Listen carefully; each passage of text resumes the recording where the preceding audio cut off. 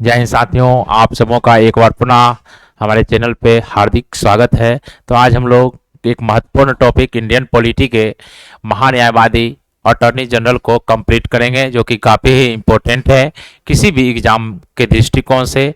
इससे अक्सर प्रश्न पूछे जाते रहे हैं और इसमें सिर्फ हम अनुच्छेद ही याद कर लें कि अनुच्छेद 76 में महान्यायवादी है, तो निश्चित रूप से अभी के समय के पैटर्न के अनुसार आप प्रश्नों को हल नहीं कर पाएंगे। तो अभी जरूरत है कि कॉन्सेप्ट के भी जानना, इसके कार्य क्या हैं, उन सभी चीज़ों को जानना आवश्यक है।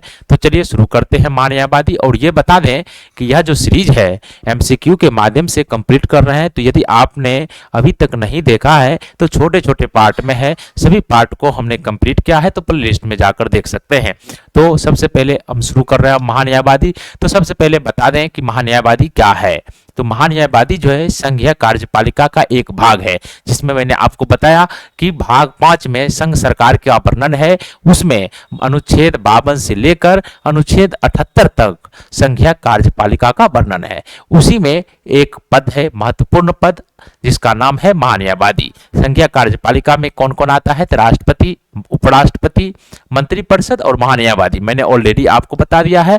तो महान्यायवादी जो आज हम लोग कंप्लीट करेंगे, जिसका वर्णन संविधान में किया गया है, यह एक संवैधानिक पद है। जिस भी पद का वर्णन हमारे संविधान में रहता है उसे हम संवैधानिक पद कहते हैं। और महान्यायवादी का जो वर्णन है हमारे संविधान के अनुच्छेद 76 में वर्णित है।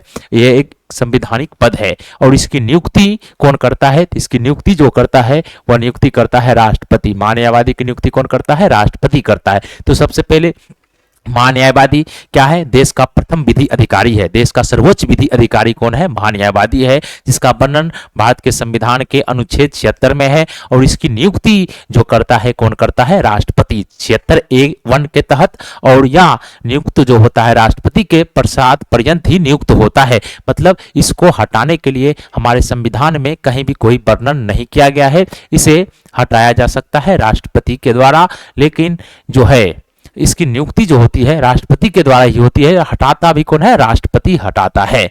याद रखिएगा, सामान्यतः इसका कार्यकाल 5 वर्षों का होता है। इसके कार्यों में देखें तो यह देश के किसी भी न्यायालय में या भारत सरकार की ओर से उपस्थित हो सकता है। संसद के किसी सदन में यह बोल सकता है। संसद के किसी भी समिति का यह सदस्य हो सकता है। अगर राष्ट्रपति के से अनुच्छेद 143 के तहत परामर्श मांगा जाता है तो राष्ट्रपति की ओर से परामर्श देने का कार्य महान्यायवादी ही करता है। याद रखिएगा, इसकी सहायता के लिए सॉलिसिटर जनरल की नियुक्ति होती है। याद रखना है, कोई दिक्कत नहीं होना चाहिए। तो चलिए अब हम लोग एमसीक्यू के माध्यम से सारे डायमेंशन को कवर करते हैं। तो पहला प्रश्न है कि भारत के महान्यायवादी के पद का प्रावधान संविधान के किस अनुच्छेद में किया गया है? काफी इंपॉर्टेंट है, महान्यायवादी के पद का प्रावधान संविधान के किस अनुच्छेद में किया गया है? तो मैंने आपको शुरू में ही बताया कि यह संघीय कार्यपालिका का भाग है। तो अनुच्छेद 76 में महान्यायवादी के पद का उल्लेख किया गया है। तो इसका सही आंसर हो जाएगा अनुच्छेद 76। अब सवाल है, इन 3 अनुच्छेद में किस पदों का वर्णन है? तो अनुच्छेद 72 में राष्ट्रपति के क्षमादान की शक्ति का वर्णन है। राष्ट्रपति के क्षमादान की शक्ति का वर्णन किस में है? अनुच्छेद 72 में। अनुच्छेद 148 में क्या है? तो नियंत्रक और महालेखा परीक्षक पद का वर्णन अनुच्छेद 148 में। और अनुच्छेद 153 में क्या है? तो अनुच्छेद 153 में है कि राज्यपाल राज्यों के लिए राज्यपाल जो होगा उसका वर्णन किस अनुच्छेद में है? 153 में। अनुच्छेद 153 में राज्यों के लिए राज्यपाल होगा 153 में। और राज्यपाल की नियुक्ति का वर्णन किस अनुच्छेद में है? तो वह हो जाएगा अनुच्छेद 155 में। अनुच्छेद 155 में। आपको किसी प्रकार की समस्या नहीं होनी चाहिए। नेक्स्ट प्रश्न, निम्नलिखित कथनों पर विचार कीजिए। तो निम्नलिखित कथनों पर कथन 1, 2 और 3 है। तो तीनों कथन को हमको देखना है। तो पहला है, भारत का महान्यायवादी संसद के दोनों सदन की कार्यवाही में भाग ले सकता है। मैंने आपको शुरू में ही बताया कि महान्यायवादी जो है संसद के दोनों सदन की कार्यवाहियों में भाग ले सकता है, सदन में बोल सकता है, संसद के किसी भी समिति का सदस्य हो सकता है, लेकिन उसे मतदान देने का अधिकार नहीं होता है, जो कि हाल ही में 71 बीपीएससी में यहां से प्रश्न आए हैं। तो चलिए, पहला है भारत का महान्यायवादी संसद के दोनों सदन की कार्यवाही में भाग ले सकता है, तो बिल्कुल सही, पहला कथन सही है। दूसरा, वह संसद के किसी समिति का सदस्य हो सकता है, तो बिल्कुल सही, किसी भी समिति का वह सदस्य हो सकता है, यह भी सही है। उसे संसद में मतदान करने का अधिकार है, तो नहीं, संसद में मतदान करने का अधिकार नहीं है। तो पहला सही, दूसरा सही, लेकिन तीसरा गलत। तो क्या हो जाएगा, 1 और 2 सही है, तो ऑप्शन बी नंबर 1 और 2 सही है। और वह सदन में मतदान करने का अधिकार नहीं होता, मैंने आपको शुरू में ही बताया। और यह वर्णन है किस अनुच्छेद में, तो अनुच्छेद 88 में। किस अनुच्छेद में, अनुच्छेद 88 में। क्लियर। नेक्स्ट प्रश्न, महान्यायवादी के संदर्भ में निम्नलिखित में से कौन सा कथन सही नहीं है। महान्यायवादी के संदर्भ में कौन सा कथन सही नहीं है। देखिए कितना कंसेप्चुअल प्रश्न है, अगर आप नहीं ठीक से पढ़िएगा तो क्या प्रश्न सही कर पाइएगा, एग्जाम में नहीं कर पाइएगा। वहीं से प्रश्न प्रीवियस एग्जाम का ही पूछा प्रश्न है। तो देखते हैं, पहला, वह देश का सर्वोच्च विधि अधिकारी होता है। मैंने शुरू में ही बताया, देश का प्रथम विधि अधिकारी या देश का सर्वोच्च विधि अधिकारी कौन होता है, तो महान्यायवादी। तो ऑप्शन ए सही है। उसे भारत के सभी न्यायालय में सुनवाई का अधिकार प्राप्त है, तो बिल्कुल सही, मैंने ये भी बताया, उसे देश के किसी भी न्यायालय में जो है सुनवाई का अधिकार प्राप्त है। तीसरा, उसका पारिश्रमिक संविधान द्वारा निर्धारित किया जाता, नहीं, उसका जो पारिश्रमिक है, उसका जो वेतन है, वह निर्धारित किसके द्वारा किया जाता है, राष्ट्रपति के द्वारा। किसके द्वारा, राष्ट्रपति के द्वारा। किसके द्वारा, राष्ट्रपति के द्वारा।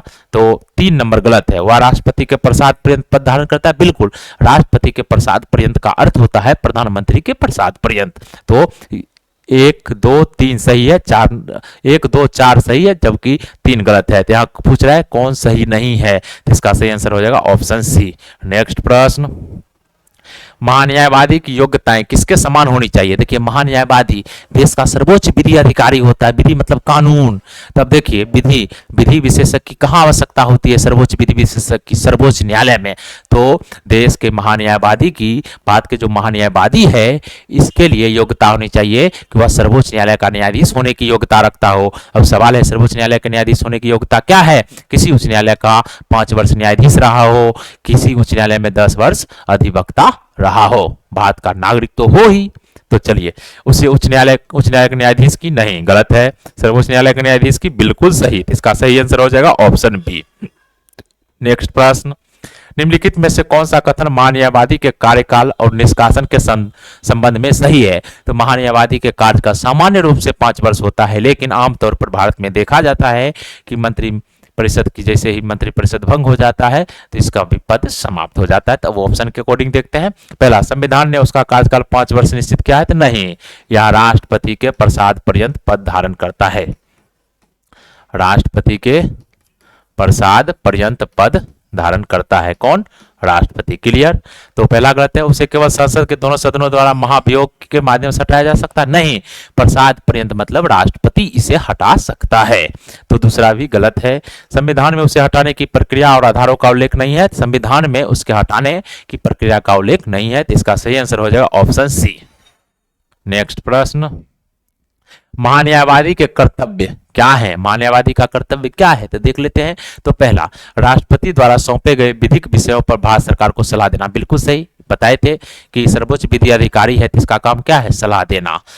तो ऑप्शन से 1 सही। संविधान या किसी अन्य विधि द्वारा सौंपे गए कार्यों का निर्वहन करना, यह भी सही है। तीसरा, अनुच्छेद 143 के तहत राष्ट्रपति द्वारा उच्चतम न्यायालय को दिए गए किसी भी संदर्भ में भारत सरकार का प्रतिनिधित्व करना, तो तीनों ही सही है। तो उपरोक्त सभी। नेक्स्ट प्रश्न, भारत के महान्यायवादी को कौन नियुक्त करता है और उसका पारिश्रमिक कौन निर्धारित करता है। मैंने शुरू में ही बताया, भारत के महान्यायवादी को नियुक्ति कौन करता है, तो राष्ट्रपति नियुक्त करता है, और पारिश्रमिक भी निर्धारित कौन करता है, राष्ट्रपति। इसका सही आंसर हो जाएगा ऑप्शन बी, नियुक्ति राष्ट्रपति और पारिश्रमिक भी राष्ट्रपति। नेक्स्ट प्रश्न, निम्नलिखित में से कौन महान्यायवादी को उसके निजी दायित्वों पर लगाई गई सीमा है। सीमा मतलब उससे आगे जाकर वह काम नहीं कर सकता है, सीमा मतलब उससे आगे जाकर काम नहीं कर सकता। जैसे बॉर्डर होता है, बॉर्डर को ही हम लोग क्या कहते हैं, सीमा, उससे आगे आप नहीं जा सकते हैं, गैर कानूनी हो जाता है। देखते हैं ऑप्शन ए, वह भारत सरकार के खिलाफ किसी मामले में सलाह या संक्षिप्त जानकारी नहीं दे सकता, बिल्कुल सही, वह भारत सरकार के खिलाफ खिलाफ नहीं दे सकता, क्योंकि भारत सरकार का यह सर्वोच्च विधि अधिकारी होता है। जब भारत सरकार का सर्वोच्च विधि अधिकारी होगा तो वह भारत सरकार के खिलाफ सलाह नहीं दे सकता। यह सही है। ऑप्शन ओ बी, वह केंद्र सरकार की अनुमति के बिना किसी आपराधिक मामले में अभियुक्तों का बचाव कर सकता है। किसी आपराधिक मामले में, तो यहां पर पूछ रहा है सीमा, सीमा लगाया गया है, तो यह हो जाएगा ऑप्शन ए, मतलब कि इससे बाहर नहीं जा सकता है। बाकी तो सही है भी, किसी भी न्यायालय में निजी वकालत कर सकता है, ये भी सही है, लेकिन यहां पर सीमा पूछ रहा है, तो सीमा के कारण हो जाएगा ऑप्शन ए। नेक्स्ट प्रश्न, भारत सरकार का मुख्य कानूनी सलाहकार और प्राथमिक वकील कौन होता है? मैंने शुरू में ही बताया, भारत सरकार का मुख्य कानूनी सलाहकार और प्रमुख वकील कौन होता है? तो भारत का महान्यायवादी। इसका सही answer option C number. Next प्रश्न, संविधान के किस अनुच्छेद के तहत महान्यायवादी को संसद के सदनों और उसकी समितियों से जुड़े अधिकार दिए गए हैं लेकिन मतदान का अधिकार नहीं है? मैंने आपको शुरू में ही बताया, अनुच्छेद 88 के तहत। इसका सही आंसर ऑप्शन सी, अनुच्छेद 88 में है, संसद की किसी समिति का सदस्य हो सकता है, संसद के कार्यवाही में भाग ले सकता है, बोल सकता है, लेकिन मतदान का अधिकार नहीं है, वोट नहीं दे सकता है। तो अनुच्छेद 88।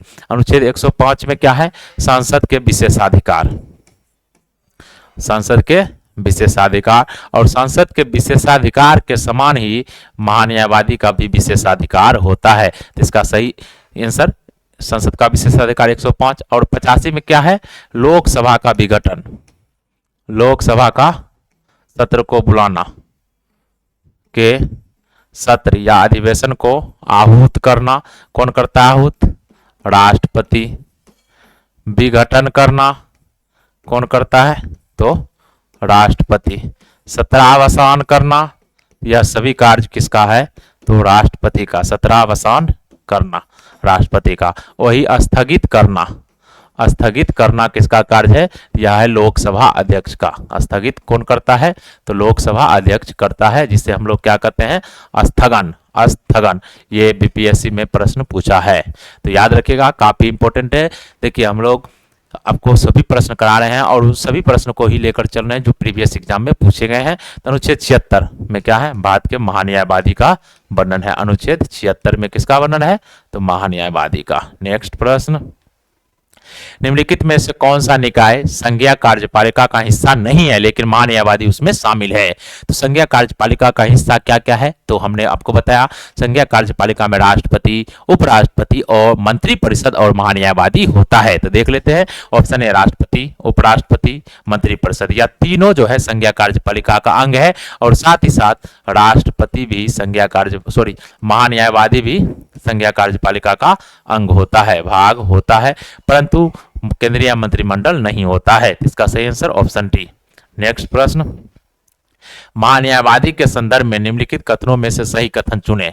महान्यायवादी के बारे में कह रहा है सही कथन चुने, तो महान्यायवादी के बारे में जानिएगा तब ना सही कथन चुनिएगा। मालूम है नहीं रहेगा तो कैसे चुन लीजिएगा? देखिए ऑप्शन ए, वह केंद्रीय मंत्रिमंडल का सदस्य होता है। तो केंद्रीय मंत्रिमंडल का सदस्य नहीं होता है, वह केंद्रीय मंत्रिमंडल का सदस्य नहीं होता है, जिसके कारण वह वोट भी नहीं दे सकता है। तो मंत्रिमंडल का सदस्य नहीं होता है, यह प्रावधान है अमेरिका में, संयुक्त राज्य अमेरिका में कि वह केंद्रीय मंत्रिमंडल का सदस्य होता है। तो वह पहला गलत है। वह सांसद सदस्य के रूप में प्राप्त होने वाले सभी विशेषाधिकार और मुक्तियों का अधिकार होता है। तो सांसद सदस्य के रूप में जो है जितना भी इसको अधिकार प्राप्त होता है, विशेषाधिकार इसको मिलता है। तो ऑप्शन बी सही है। नेक्स्ट प्रश्न, महान्यायवादी बनने के लिए निम्नलिखित में से कौन सी योग्यता अनिवार्य नहीं है? महान्यायवादी बनने के लिए योग्यता अनिवार्य नहीं है, मैंने आपको शुरू में बताया। महान्यायवादी बनने के लिए योग्यता क्या है? जो सर्वोच्च न्यायालय के न्यायाधीश बनने के लिए है। और सर्वोच्च न्यायालय के न्यायाधीश बनने के लिए योग्यता क्या है? भारत का नागरिक होना चाहिए, उच्च न्यायालय में 5 साल न्यायाधीश रहा हो, उच्च न्यायालय में 10 साल वकालत क्या हो, अधिवक्ता रहा हो। तो भारत का नागरिक होना बिल्कुल सही। उच्च न्यायालय में 5 वर्ष तक न्यायाधीश के रूप में कार्य किया हो, यह भी सही। उच्च न्यायालय में 10 वर्ष तक अधिवक्ता के रूप में, यहाँ देखिए 10 वर्ष तक अधिवक्ता और 5 वर्ष के तक न्यायाधीश के रूप में कार्य किया हो, यह तीनों सही है। डी नंबर, कम से कम 55 वर्ष की आयु पूरी कर चुका हो, ये योग्यता नहीं है। तो ऑप्शन ए बी सी सही है, जबकि डी नंबर में क्या है? यहाँ पूछ रहा है नहीं है, तो इसका सही आंसर हो जाएगा ऑप्शन डी। नेक्स्ट प्रश्न, भारत के प्रथम महान्यायवादी कौन थे? भारत के प्रथम महान्यायवादी पूछ रहा है। तो भारत के अभी वर्तमान में न्यायवादी कौन है? आर वेंकट रमनी। आर वेंकट रमणी वर्तमान में महान्यायवादी हैं भारत के। जबकि यहाँ प्रथम महान्यायवादी पूछ रहा है, प्रथम महान्यायवादी कौन हो जाएगा, तो हो जाएगा एमसी सीतलवार। नेक्स्ट प्रश्न, महान्यायवादी के पद से संबंधित राष्ट्रपति के प्रसाद पर्यंत पद धारण करना वाक्यांश का क्या तात्पर्य है। महान्यायवादी के पद से संबंधित, महान्यायवादी जो है राष्ट्रपति के प्रसाद पर्यंत पद धारण करता है, इसका तात्पर्य क्या है। राष्ट्रपति के प्रसाद पर्यंत मतलब प्रधानमंत्री के प्रसाद पर्यंत। तो अब देख लेते हैं, इसका अर्थ है कि महान्यायवादी को राष्ट्रपति अपनी व्यक्तिगत इच्छा से हटा सकता है। इसका अर्थ है कि उसे हटाने के लिए केवल संसद के साधारण बहुमत की आवश्यकता है। इसका अर्थ है कि उसे किसी भी समय मंत्रिपरिषद की सलाह पर राष्ट्रपति द्वारा हटाया जा सकता है। इसका अर्थ है कि उसे हटाने के लिए केवल सर्वोच्च न्यायालय की सलाह आवश्यक है। तो इसका अर्थ है राष्ट्रपति के प्रसाद पर्यंत का अर्थ है कि महान्यायवादी को राष्ट्रपति जो है व्यक्तिगत इच्छा से नहीं, यहाँ क्या बताया है, राष्ट्रपति के प्रसाद पर्यंत का अर्थ होता है प्रधानमंत्री के प्रसाद पर्यंत। और प्रधानमंत्री किसका अध्यक्ष होता है, तो मंत्री परिषद का प्रधान होता है। तो अब देख लीजिए, इसका अर्थ है कि उसे किसी भी समय मंत्री परिषद की सलाह पर राष्ट्रपति द्वारा हटाया जा सकता है। तो इसका सही आंसर ऑप्शन सी। नेक्स्ट प्रश्न, निम्नलिखित में से कौन सा कार्य महान्यायवादी द्वारा नहीं किया जाता है। तब देख लीजिए कौन सा कार्य, मैंने आपको शुरू में ही बताया। पहला, कानूनी मामलों पर भारत सरकार को सलाह देना, तो यह कार्य है ही, पहला सही। भारत सरकार से संबंधित मामलों में उच्च न्यायालय में उपस्थित होना, भारत सरकार से संबंधित कोई भी मामला हो और किसी भी न्यायालय में हो उसमें उसे सुनवाई का अधिकार है, तो ये भी सही कार्य है। केंद्र सरकार के खर्चों की लेखा परीक्षा करना, तो नहीं, इसका कार्य है, यह कार्य है नियंत्रक और महालेखा परीक्षक का। यह किसका कार्य है, नियंत्रक एवं महालेखा परीक्षक का। ऑडिट करना किसका काम है, नियंत्रक महालेखा परीक्षक का। क्लियर। राष्ट्रपति द्वारा सौंपे गए विधिक स्वरूप के अन्य कर्तव्यों को प्राप्त करना, पालन करना, तो 1, 2 और 4 इसका कार्य है, जबकि सी नंबर कार्य नहीं है। तो इसका सही आंसर हो जाएगा ऑप्शन सी। देख रहे हैं बार बार कौन सा क्वेश्चन हम दिए हुए हैं, नहीं है, नहीं है, नहीं है। बच्चे गलती यहीं पर करते हैं, नहीं है, नहीं पढ़ते हैं, जिसके कारण मिस्टेक होता है। नेक्स्ट प्रश्न, निम्नलिखित में से कौन महान्यायवादी की सहायता के लिए नियुक्त किया जाता है। मैंने आपको शुरू में ही बताया, महान्यायवादी की नियुक्ति के लिए किस सहायता के लिए किसे नियुक्त किया जाता है, तो सोलिसिटर जनरल को।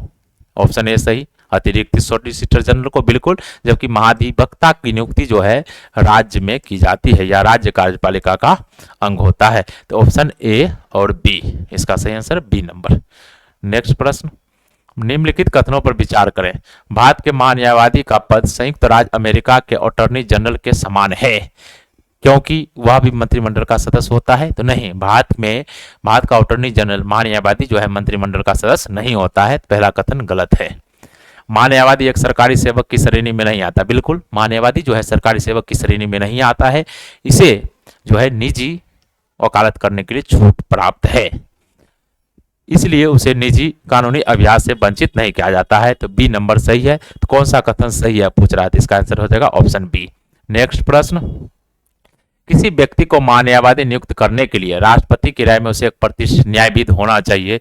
यह योग्यता कहां से ली गई है, यह योग्यता कहां से ली गई, ऑप्शन ए भारत संविधान के मूल पाठ से, बिल्कुल सही। या जो है भारतीय संविधान में ही है, क्योंकि भारतीय संविधान में ही महान्यायवादी का वर्णन है।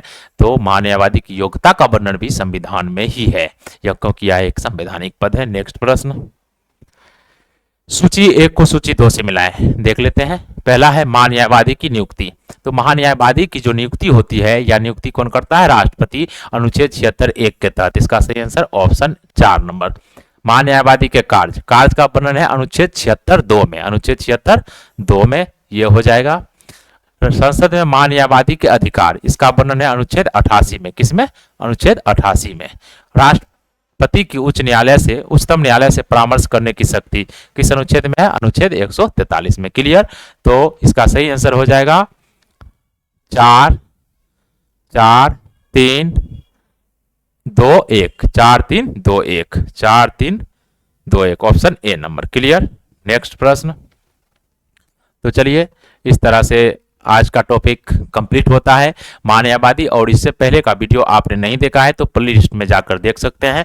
और महान्यायवादी का टॉपिक हो गया तो आप किसी भी पीसीएस का प्रश्न जो है पूर्व एग्जाम में पूछे गए हो उन सभी प्रश्नों का अभ्यास कर सकते हैं। निश्चित रूप से आपको एक भी प्रश्न में समस्याएं नहीं होगी। चाहे किसी भी एग्जाम में आप बैठेंगे तो महान्यायवादी से रिलेटेड अगर प्रश्न आएगा तो निश्चित रूप से आप उसे सही कर लेंगे। तो ज़रूरत है थोड़ा सा मेहनत करने की और अच्छा लगे तो थोड़ा शेयर करना है तो कर सकते हैं, नहीं तो कोई बात नहीं। धन्यवाद।